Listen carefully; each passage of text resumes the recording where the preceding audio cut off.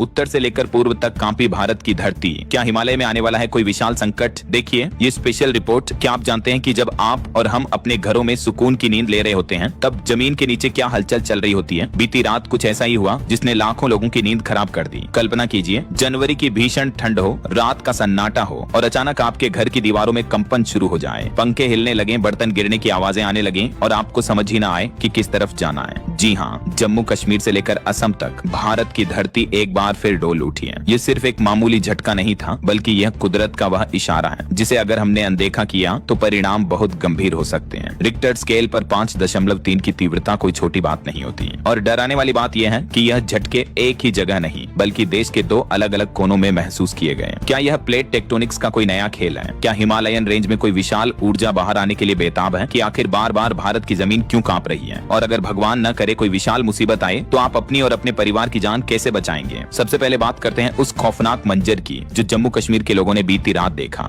समय था जब ज्यादातर लोग अपने बिस्तरों में जा चुके थे। बारामूला, श्रीनगर, पुंछ और राजौरी के इलाकों में अचानक धरती के नीचे से एक तेज आवाज और कंपन महसूस हुआ। नेशनल सेंटर फॉर सीस्मोलॉजी के वैज्ञानिकों ने पुष्टि की है कि इस भूकंप की तीव्रता 5.3 थी। इसका केंद्र बारामूला के पास बताया गया। प्रत्यक्षदर्शियों का कहना है कि झटके इतने तेज थे कि लोगों को संभलने का मौका तक नहीं मिला। लोग अपने बच्चों को गोद में उठाकर बिना गर्म वस्त्रों के ही खुले आसमान के नीचे आ गए। कश्मीर में इस वक्त तापमान माइनस में है और ऐसे में घर के बाहर रात गुजारना किसी सजा से कम नहीं। गनीमत यह रही कि अभी तक किसी इमारत के गिरने या जान माल के नुकसान की खबर नहीं है, लेकिन पुराने घरों में जो कच्चे या पुराने मटेरियल से बने हैं उनमें दरारें आने की खबरें जरूर सामने आई हैं। प्रशासन ने तुरंत ही आपदा प्रबंधन की टीमों को अलर्ट कर दिया है, क्योंकि पर्वतीय इलाकों में भूकंप के बाद लैंडस्लाइड यानी चट्टान खिसकने का खतरा कई गुना अधिक हो जाता है। अभी उत्तर भारत के लोग इस दहशत से बाहर भी नहीं आए थे कि पूर्वोत्तर भारत यानी नॉर्थ ईस्ट से भी खतरे की घंटी बज गई। असम जो अपनी प्राकृतिक सुंदरता के लिए जाना जाता है, वहाँ भी धरती ने करवट ली। असम के कई जिलों में 3.9 तीव्रता के झटके महसूस किए गए। भले ही यह नंबर आपको कम लगे, लेकिन याद रखिए असम सिस्मिक जोन 5 में आता है। जोन 5 का मतलब है वो इलाका जहाँ भूकंप का खतरा सबसे ज्यादा होता है। यहाँ की जमीन के नीचे फॉल्ट लाइन्स का एक जाल बिछा हुआ है। गुवाहाटी और उसके आसपास के इलाकों में भी लोगों ने इस कंपन को महसूस किया। विशेषज्ञों का मानना है कि जब हिमालय के एक छोर पर हलचल होती है तो अक्सर उसका असर दूसरे छोर पर भी देखने को मिलता है। कश्मीर और असम दोनों ही हिमालय की गोद में बसे हैं और यही वजह है कि दोनों जगह खतरा बना हुआ है। अब आपके मन में सवाल आ रहा होगा कि आखिर 2026 की शुरुआत में ही धरती इतना क्यों डोल रही है? इसे समझने के लिए हमें कुछ विज्ञान की गहराइयों में जाना होगा।